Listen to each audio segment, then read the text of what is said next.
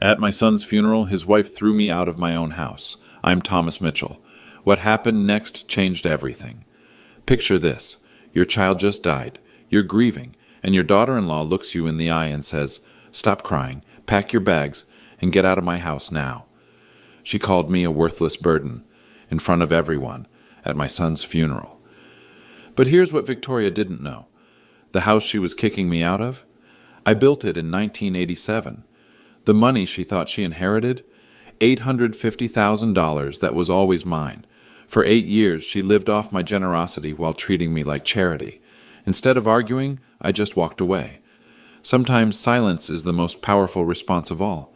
If you're new here, hit subscribe. I share stories about standing up to disrespect, and trust me, you'll want to see how this ends. Because what Victoria discovered 3 days later taught both of us that assumptions can cost you everything. Let me start from the beginning. The signs were there from the beginning. I just chose to ignore them. When my son David died in that car accident 2 months ago, Victoria immediately took charge.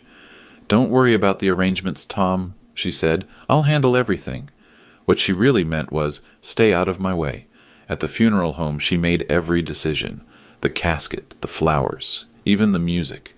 When I suggested David's favorite song, the one we used to play when we built this house together in 1987, she cut me off.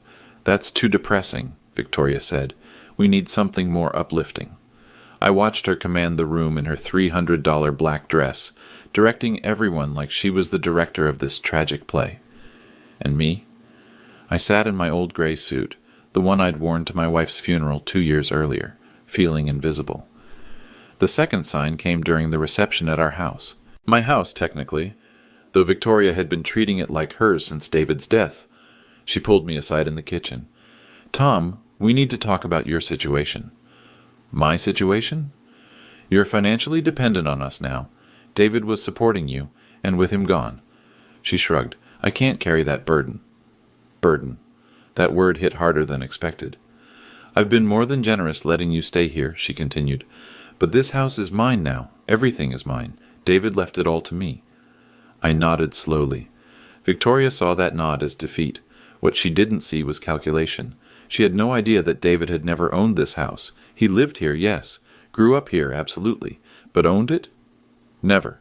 She also didn't know about the filing cabinet in the basement. 4 drawers of meticulously organized financial records going back 40 years. The CPA in me never threw anything away. Most importantly, she didn't know about the trust. But I'm getting ahead of myself. The funeral guests saw what Victoria wanted them to see: a successful real estate agent taking charge during a family crisis, and an old man who couldn't handle his own affairs. They watched her shake hands and accept condolences like she was the head of the family now. Meanwhile, I sat quietly in David's old recliner, the one I'd bought him for his 16th birthday, and listened to her paint me as the dependent father-in-law. "Tom's having a hard time adjusting," I heard her tell our neighbor Helen Davis. "The poor man doesn't understand finances. David handled everything for him." Helen shot me a sympathetic look.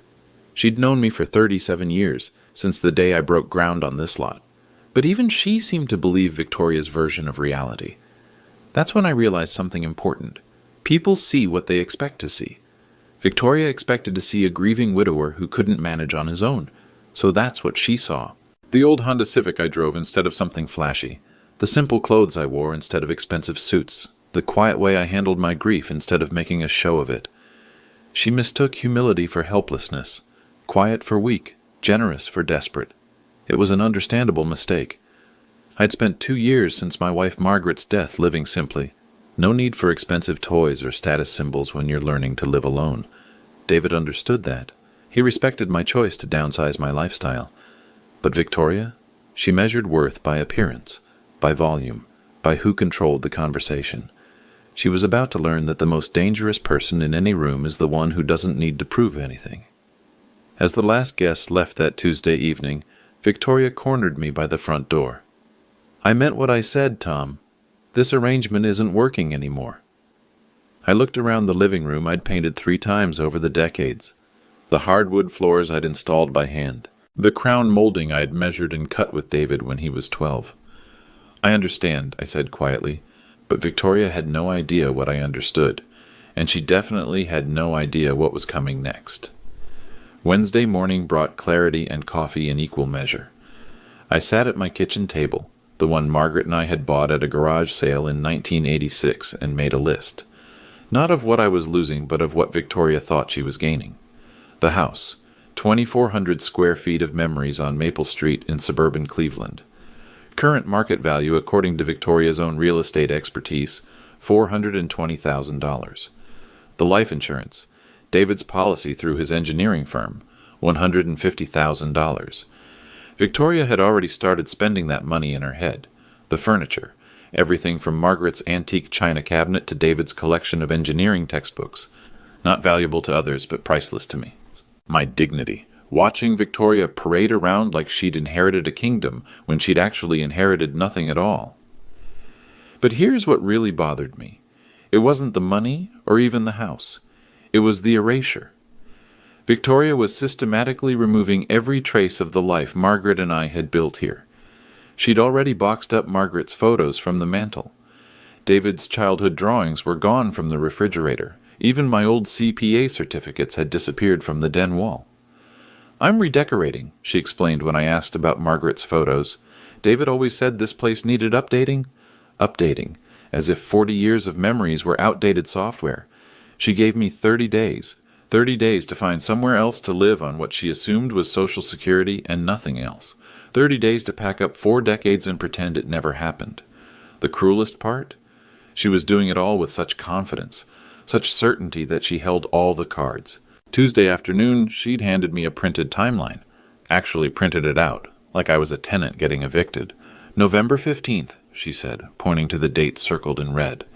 "That gives you time to find a nice senior community, somewhere more appropriate for your situation." Your situation. There was that phrase again. "I've already looked into a few places," she continued, pulling out brochures like she was doing me a favor. "Sunset Manor has openings. It's only $800 a month for a studio apartment." $800 a month. She expected me to spend my entire Social Security check on rent and somehow survive on nothing else. "What about food?" I asked. "Transportation? Medical bills?" She shrugged. "There are programs for people in your situation. Food stamps, Medicaid. The government takes care of senior citizens." The government. Like I was some charity case who'd never contributed anything to society. That's when I realized Victoria didn't just want me gone. She wanted me grateful for the opportunity to leave. She wanted me to thank her for 30 days instead of 0. To appreciate her generosity in not calling the police to have me removed immediately. To accept that this was simply how things worked now that David was gone. But Wednesday morning, sitting with my coffee and my list, I had a different realization. Victoria had made one critical assumption, that David owned everything she was claiming. She'd been married to him for 8 years. She'd lived in this house for 8 years. She'd probably never seen a deed or a mortgage statement or any document that proved ownership of anything. Why would she? David handled the finances, just like his mother and I had taught him. The man takes care of the money. Old-fashioned maybe, but it worked for us. Except David had never actually handled my finances. He'd helped me around the house, sure. Brought groceries when I needed them. Drove me to doctor appointments after Margaret died. But the money? The investments?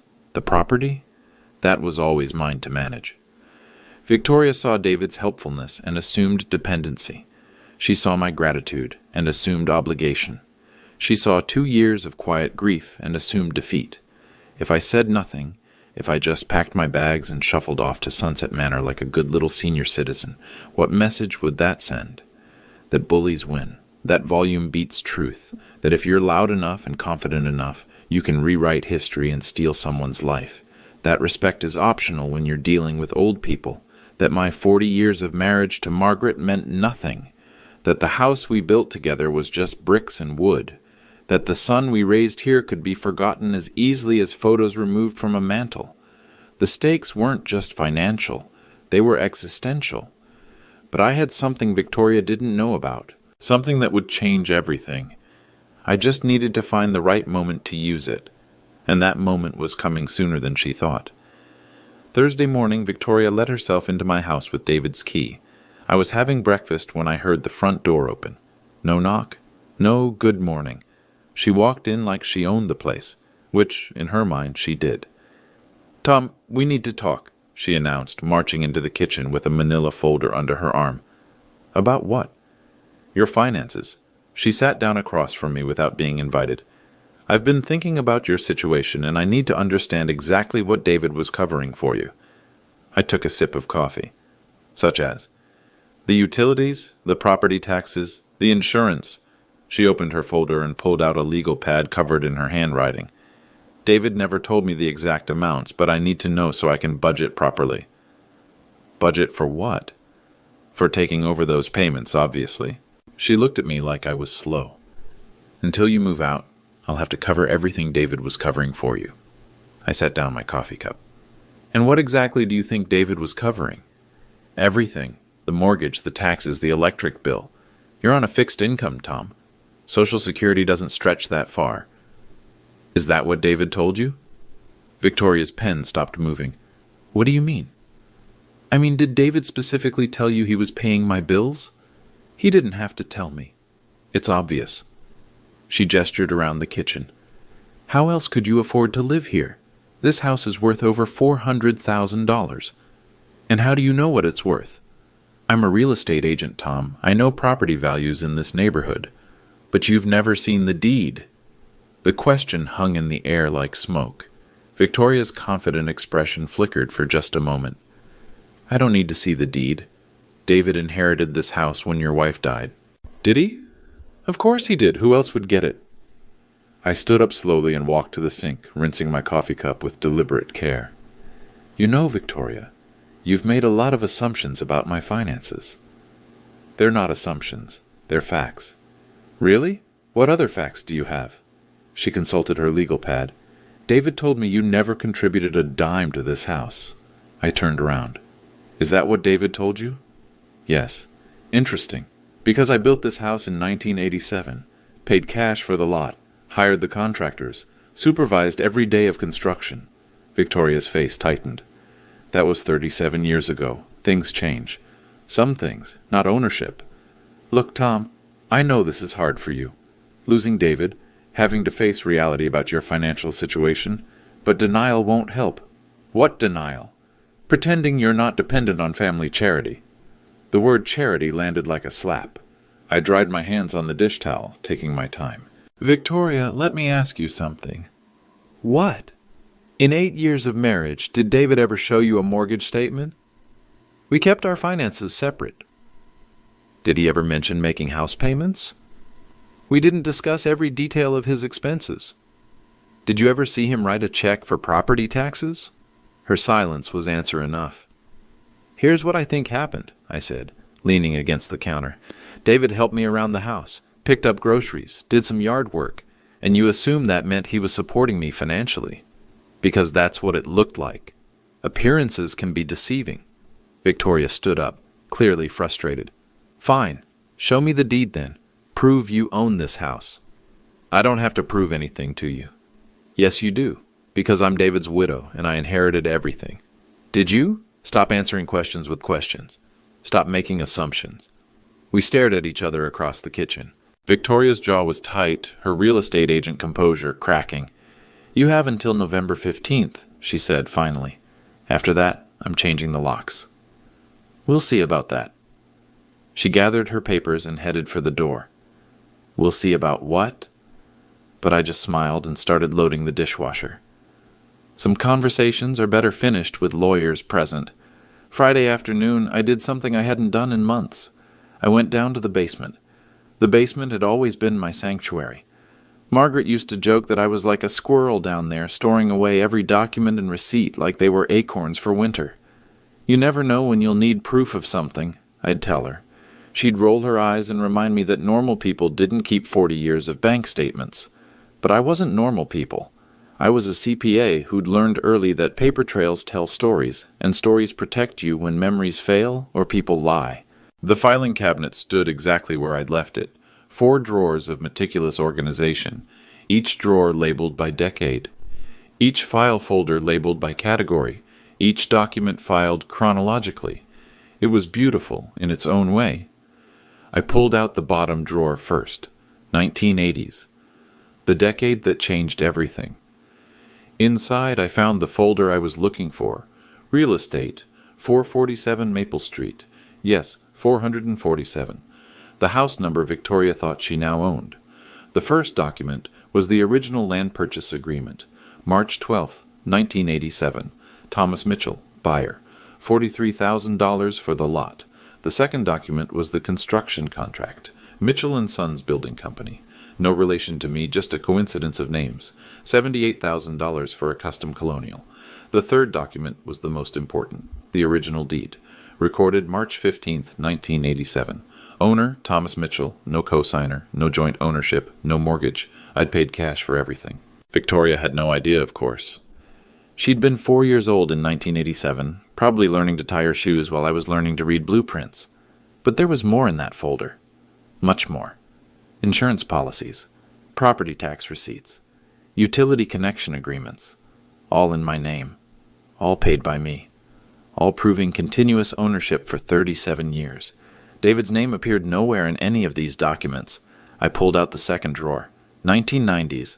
More of the same. Property taxes paid annually by Thomas Mitchell. Insurance premiums paid quarterly by Thomas Mitchell. Even the landscaping receipts were in my name. The 2000s drawer told the same story, and the 2010s, and the most recent file from 2024. But the real surprise was in the very back of the bottom drawer, in a folder labeled Trust Documents. Private. This was the folder Victoria definitely didn't know about. Inside were papers that would change everything, documents that told a story she couldn't imagine. The first paper was a trust agreement, dated June 15, 1985, before David was even born. The Thomas and Margaret Mitchell Family Trust. The second paper was a bank statement from First National Bank of Ohio. Current balance as of October 31, 2024, $853,412. The third paper was a list of trust beneficiaries. David's name was there, yes, but not as an inheritor, as a beneficiary during his lifetime, with specific terms and conditions. Terms and conditions that Victoria had never bothered to ask about. The trust was complicated, the way these things always are. But the basic structure was simple. Margaret and I were the original trustees. After Margaret's death, I became the sole trustee. David received monthly allowances for education, housing assistance, and family support. But ownership? That always remained with the trust, which meant it remained with me. David had lived comfortably because I made sure he lived comfortably. The engineering degree I helped pay for, the wedding I helped fund, the various investments and opportunities that came his way. All of it flowed from this trust. All of it remained under my control. Victoria saw David's comfortable lifestyle and assumed he was independently wealthy. She saw his generosity toward me and assumed it came from his own earnings. She never imagined that the money flowing from David to me was actually my own money flowing back home. It's funny how assumptions work. You see what fits your expectations and ignore what doesn't. Victoria expected successful young couples to support their aging parents. So when she saw David helping me, she assumed dependency. She never considered the possibility that I was helping him. But there was one more document in that folder. One that would matter most when the time came for truth-telling. David's life insurance policy. $150,000, just like Victoria said. But the beneficiary wasn't Victoria. The beneficiary was the Thomas and Margaret Mitchell Family Trust, which meant the beneficiary was me. Victoria had been spending money that was never hers to begin with, making plans with resources that belonged to someone else, building a future on a foundation that didn't exist. I closed the filing cabinet and headed back upstairs. In the kitchen, I made myself a sandwich and thought about timing. Victoria had given me until November 15th to move out. Today was November 1st. That gave me exactly 2 weeks to decide how to handle this situation. I could call her right now, explain the truth, show her the documents, watch her world collapse in real time. Or I could wait. Let her keep making assumptions. Let her dig the hole deeper. Let her learn the lesson the hard way. As I ate my sandwich, I remembered something my old business partner used to say. Tom, sometimes the best negotiation strategy is letting the other guy talk himself into a corner. Victoria was definitely talking herself into a corner. The question was, how deep did I want to let her dig before I stopped her? I looked around the kitchen I'd designed 37 years ago. The cabinets I'd chosen, the countertops I'd installed, the windows I'd measured and ordered, my house, my trust, my choice. Victoria was about to learn that respect isn't negotiable, but first she needed to finish digging. Sunday morning brought the worst of Victoria. I was getting ready for church when she arrived with 3 of her real estate agent friends. She'd invited them for what she called a consultation about the house's potential. I heard them before I saw them. Victoria's voice carrying through the front door. "This place has incredible bones, but the decor is so outdated. Classic old person style, you know?" They walked through my house like it was already theirs. "Oh my God, Victoria, this crown molding is gorgeous," said a blonde woman in expensive boots. "Original?" "From 1987, Victoria replied. "Tom built this place, but he has no eye for modern design. Look at this wallpaper. And that furniture. It's like a museum." I stood at the top of the stairs listening to them catalog my life's work like it was a garage sale. "The bones are definitely there," said another woman. "But you'll need to gut the kitchen. Those cabinets are so 80s. "Already planning on it," Victoria said. "Tom will be moving to a senior community soon, so I'll have full control over renovations." Full control. Over my kitchen. The one Margaret and I had planned together for 6 months. I came downstairs wearing my church clothes. 3 women I'd never met were standing in my living room taking photos. "Tom!" Victoria's voice was artificially bright. "Perfect timing. I want you to meet some colleagues." She introduced them like I was a curiosity. "This is Tom, David's father. He's the original owner, but he's transitioning to a more suitable living situation." Transitioning. Like I was a job change. "Mr. Mitchell," said the blonde one, "your house has such character. You must have put a lot of work into it." "Some," I said. "Victoria tells us you're moving to Sunset Manor. That's such a nice facility." I looked at Victoria. "Is that what I'm doing?" "We discussed this, Tom, November 15th, remember?" I remember you discussing it. An uncomfortable silence settled over the group. The real estate agents exchanged glances. "Well," said the blonde one, "we should probably let you get to church." "Actually," Victoria said, "Tom, while everyone's here, maybe you could tell them about the maintenance issues, the roof leak, the furnace problems." There was no roof leak. The furnace was 2 years old. "I'm not aware of any maintenance issues," I said carefully. "Tom, you know the upstairs bathroom faucet drips, and the basement gets damp in the spring. The faucet needs a 50-cent washer. The basement has been dry for 20 years. Victoria's smile tightened. "Tom's very attached to this place. Sometimes he doesn't see problems that are obvious to others." "Problems like what?" I asked. "Like the fact that you can't afford to maintain a house this size anymore." The room went quiet. Even the real estate agents looked uncomfortable. "Can't afford it?" I asked. "Tom, we've been through this. Your Social Security barely covers basic living expenses. And you know this how? Because I'm not blind. You drive a 15-year-old Honda. You shop with coupons. You haven't updated anything in this house since the Clinton administration." One of the agents cleared her throat. "Maybe we should reschedule this tour?" "No, it's fine," Victoria said. "Tom understands this situation. He's had 2 years to adjust to reality since Margaret died." "What reality is that?" I asked. "That you're a 70-year-old man on a fixed income who can't handle a 2,400 square foot house anymore." 70? 68? Whatever. The point is you're making assumptions about my finances." "They're not assumptions, Tom. They're observations." "Observations about what?" "About the fact that you've been living off David's generosity for 2 years, and now that David's gone, you need to face reality." The words hung in the air like tear gas. The 3 real estate agents were actively looking for exits. "David's generosity," I repeated. "Yes, David paid your property taxes. David covered your utilities. David made sure you had groceries and medical care." "Did he?" "You know he did, and you know this because I was married to him. I saw him writing the checks." "What checks?" Victoria's face flushed. "The checks for your expenses. Did you see him write checks to the county for property taxes?" "He handled those things online." "Did you see him pay my electric bill?" "He transferred money to your account." "Did you ever see bank statements showing these transfers?" "We kept our finances separate, so you never actually saw any of these payments?" The blonde agent stepped forward. You know what, Victoria? This feels like a family discussion. Maybe we should give you some privacy. No, Victoria said sharply. This needs to be said. Tom, you cannot keep living in denial about your financial situation. What denial? The denial that you're anything other than a burden. The word echoed through the room. Even Victoria seemed surprised she'd said it out loud. A burden, I said quietly. I'm sorry, but yes, you're a burden. You have been since Margaret died. David was too kind to say it, but someone has to. Too kind to say what? That supporting you was bankrupting him. Bankrupting him. Yes, the property taxes alone are $8,000 a year. Add utilities, maintenance, your medical expenses. She was building steam now, letting 2 months of frustration pour out. David spent $40,000 last year keeping you afloat. $40,000. At least. And now he's gone and I'm supposed to pick up that burden? I have my own life to think about.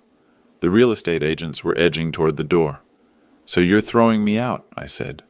I'm giving you a month to find appropriate housing. That's more generous than most people would be. Generous.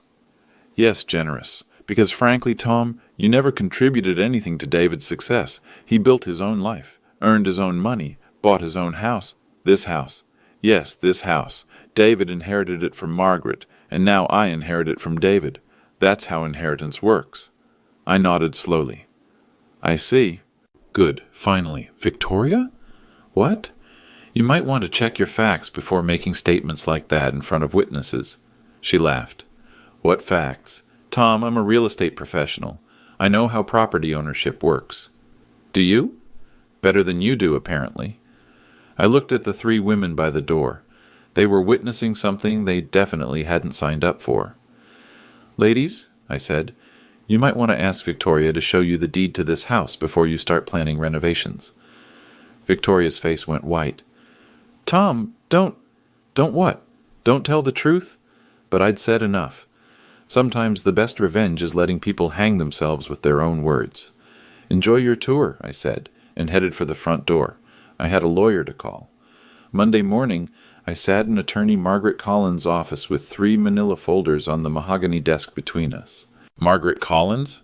No relation to my late wife, just another one of life's small coincidences, had been handling my legal affairs for 20 years. She knew exactly what those folders contained. Tom, she said, adjusting her reading glasses, I have to ask, are you sure you want to do this? I'm sure.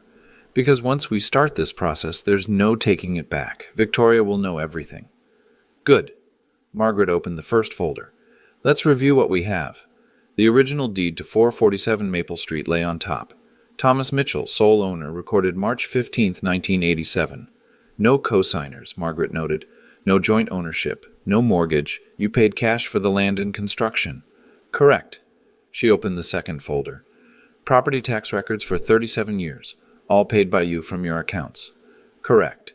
Insurance policies, utility bills, maintenance contracts, all in your name. Correct. She opened the third folder. And this is the big one. The Thomas and Margaret Mitchell Family Trust. The trust documents were thick, complex, full of legal language that took years to develop and decades to fund. Current balance? Margaret asked, though she already knew.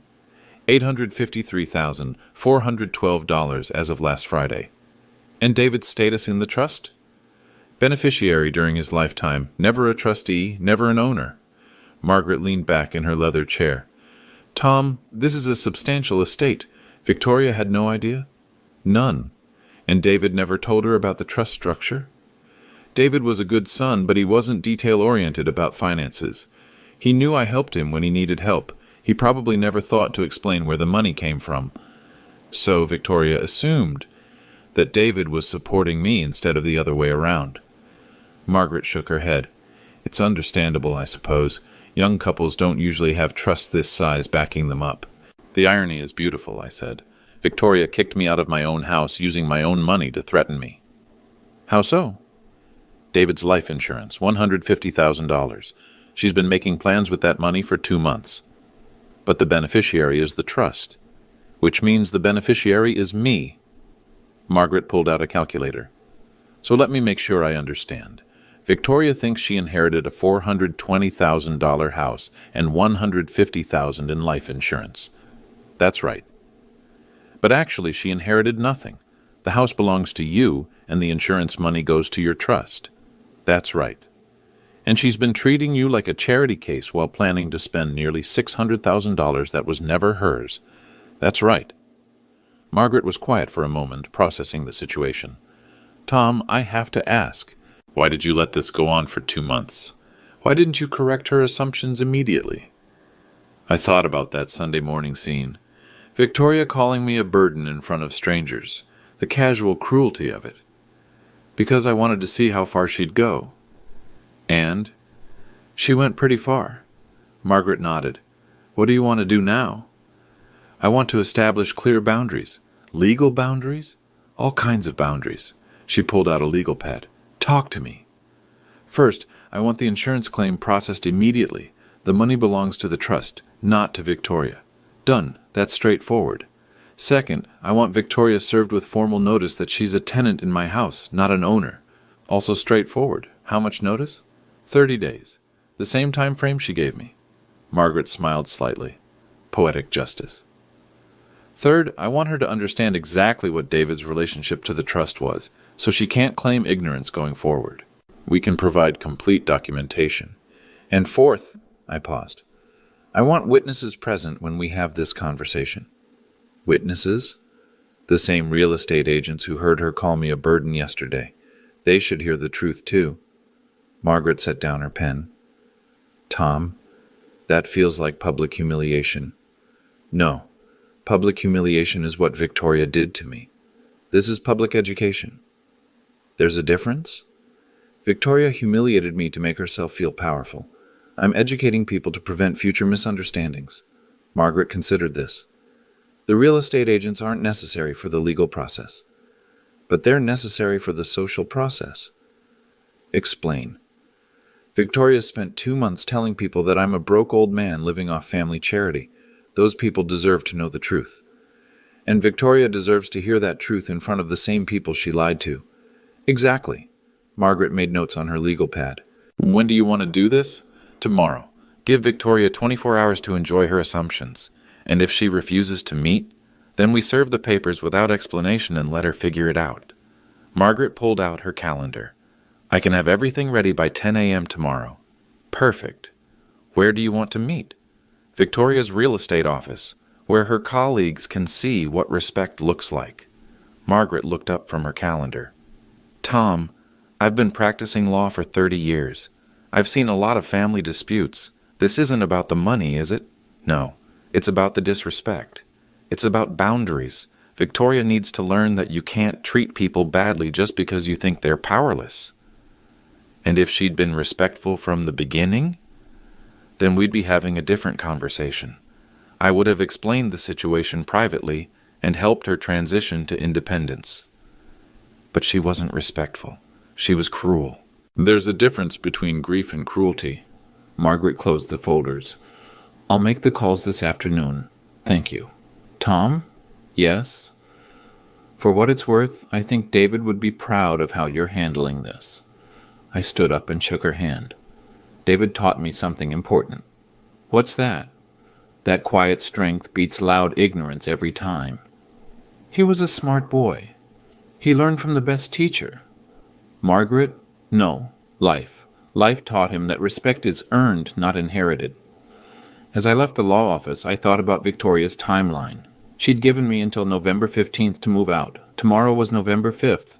She was about to learn that some deadlines cut both ways, and some assumptions cost more than you can afford to pay. The quiet man was about to speak up, and when quiet men finally speak, smart people listen. Victoria was about to find out exactly how smart she really was. Tuesday morning at 10 a.m., Margaret Collins and I walked into Premier Realty on Main Street. Victoria was at her desk, showing house photos to a young couple. She looked up when we entered, and her face went from professional smile to confusion to something approaching alarm. Tom? What are you doing here? We need to talk, I said calmly. Privately. The young couple looked between us, sensing tension. I'm with clients, Victoria said, her real estate agent composure kicking in. Can this wait? No, Margaret Collins said, stepping forward. I'm Margaret Collins, attorney at law. We need to discuss some urgent legal matters regarding your late husband's estate. The words attorney and legal matters had an immediate effect. The young couple exchanged glances. Maybe we should reschedule, the husband said. No, that's fine, Victoria said quickly. Tom, can you just wait in the conference room? I'll be right there. Actually, Margaret said, I think your colleagues should hear this too. Victoria's face went pale. My colleagues? The three ladies from Sunday. I believe they're planning renovations based on some assumptions that need to be corrected. Around the office, conversation slowed. Other agents pretended to work while clearly listening. Tom, what is this about? Victoria's voice had an edge now. It's about the house, I said simply. We already discussed the house. No, you discussed the house. I listened. Victoria's client couple was backing toward the door. We'll definitely call to reschedule, the wife said. Wait, Victoria called after them, but they were already gone. The blonde agent from Sunday, Jessica, I think her name was, approached cautiously. Victoria, is everything okay? Everything's fine, Victoria said tightly. Tom's just having some difficulty accepting his new living situation. Actually, Margaret said, opening her briefcase, Tom's having difficulty accepting his old living situation. What does that mean? Margaret pulled out the first folder. It means we need to clarify some misconceptions about property ownership. There are no misconceptions, Victoria said. I inherited David's house. What house is that? Margaret asked. 447 Maple Street. And you have documentation of this inheritance? David's will left his personal property to you, yes. His car, his clothing, his personal effects, and his house. David didn't own a house. The words dropped into the office like stones into still water. Every conversation stopped. What do you mean he didn't own a house? Victoria asked. Margaret opened the folder and pulled out the deed. 447 Maple Street is owned by Thomas Mitchell. Purchased March 15th, 1987. No co-signers, no joint ownership, no mortgage. That's impossible. Here's the deed. Victoria snatched the paper and read it. Her face went from pale to white. This has to be wrong, she said. David inherited this house when Margaret died. Margaret Mitchell owned no property, Margaret Collins said. Everything was purchased by Thomas Mitchell before their marriage. But David lived there his whole life, as Tom's son, in Tom's house. Jessica and the other agents were drawing closer now, fascinated despite themselves. I don't understand, Victoria said. David paid all the bills, the taxes, the utilities, everything. No, I said quietly. David helped me around the house. I paid all the bills. That's not true. Margaret pulled out the second folder. Property tax records for 37 years, all paid by Thomas Mitchell. Insurance policies, she continued, pulling out papers, all in Thomas Mitchell's name. Utility bills, bank records, maintenance contracts, all Thomas Mitchell.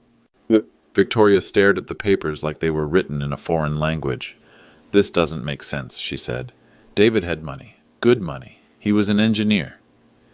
David was comfortable because Tom made sure he was comfortable, Margaret said. What does that mean? Margaret pulled out the third folder. The Thomas and Margaret Mitchell Family Trust. Current balance, $853,412. The office was completely silent now. David was a beneficiary of the trust during his lifetime, Margaret continued. Tom provided financial support for David's education, his wedding, his various needs. You're saying Tom was supporting David?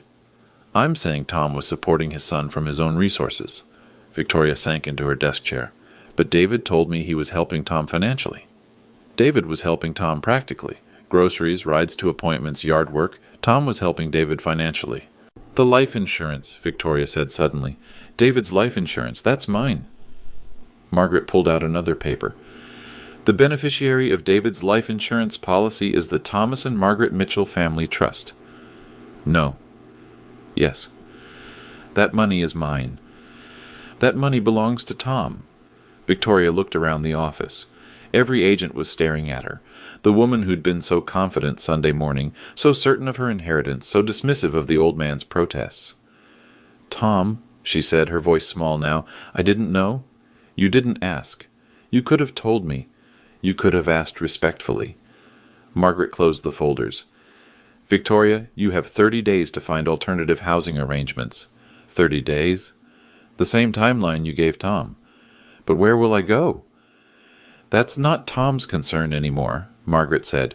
You're a capable adult with a career. I'm sure you'll figure something out. Victoria looked at me with something I'd never seen from her before. Respect. Tom, I'm sorry. I made assumptions. Yes, you did.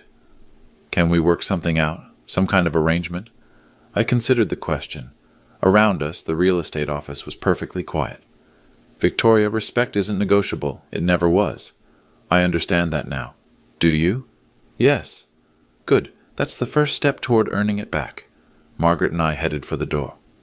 Tom, Victoria called after me. What happens now? I turned back. Now you learn what I've always known. What's that?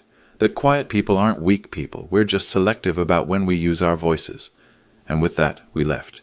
The silence behind us spoke volumes. By Thursday morning, the entire story had spread through Cleveland's suburban real estate community like wildfire.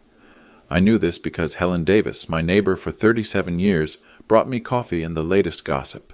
Tom, you should have seen Victoria at the grocery store yesterday, Helen said, settling into Margaret's old chair at my kitchen table. She looked like she'd seen a ghost. How so? Well, for starters, she was shopping in the clearance section. Victoria, who never bought anything that wasn't name brand. Helen stirred her coffee thoughtfully. And she was alone.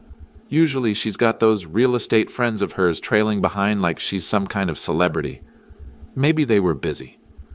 Or maybe they're keeping their distance now that the truth is out. Helen had always been perceptive about social dynamics. What truth is that? I asked, though I already knew. That she spent 2 months treating you like a charity case while planning to spend money that was never hers. Helen shook her head. People are talking, Tom, and not in a good way for Victoria.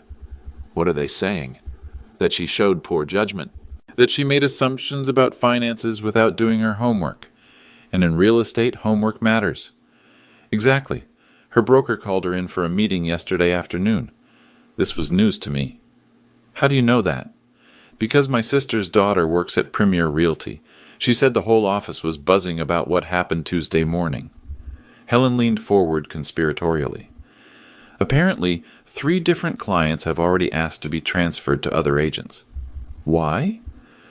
Because if Victoria can't figure out who owns a house she's been living in for 8 years, how can she be trusted with their real estate transactions? I hadn't considered that angle, but it made sense.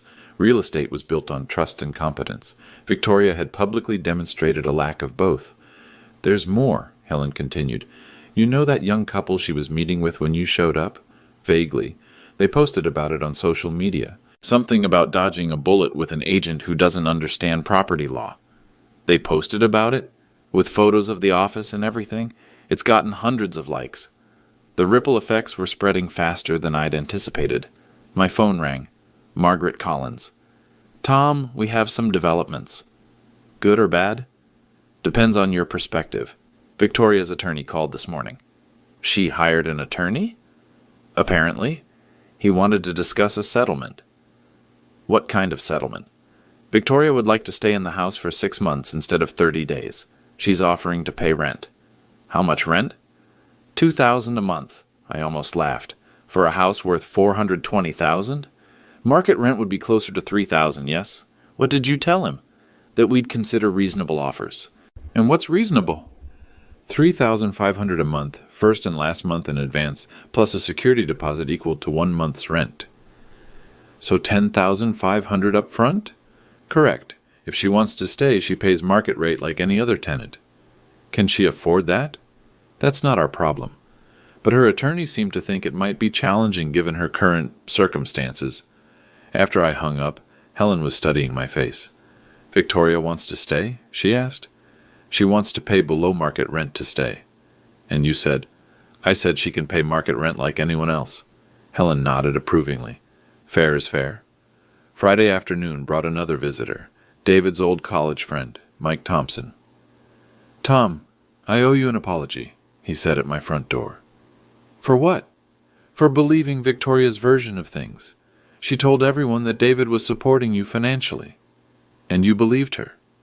I did. And I'm sorry. I should have known better. Mike shifted uncomfortably. The thing is, David always talked about how proud he was of your success. How you'd built this house, how you'd managed your investments, how you'd taught him about financial responsibility. So, why did you believe Victoria? Because it fit what I expected to see. Old man, dead wife, grown son helping out. It seemed natural. Assumptions again. Yeah, and I'm not the only one. A lot of David's friends made the same assumption. And now? Now we're all feeling pretty stupid. And we're wondering what else Victoria might have misrepresented about David. That was an interesting development. Victoria's credibility was collapsing across multiple social circles. Saturday morning, Margaret Collins called with the final update. Victoria's attorney called back, she said. She can't afford the rent. So she's moving out? She's moving out. But there's something else. What? She's also leaving Premier Realty. Voluntarily?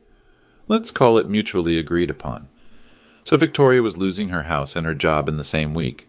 Tom, I have to ask, do you feel bad about any of this? I looked around my kitchen, the one Margaret and I had designed together, the one Victoria had planned to gut and renovate. Margaret, Victoria made choices. She chose to be cruel instead of kind. She chose assumptions instead of questions. She chose to humiliate me in front of strangers. And now she's facing consequences.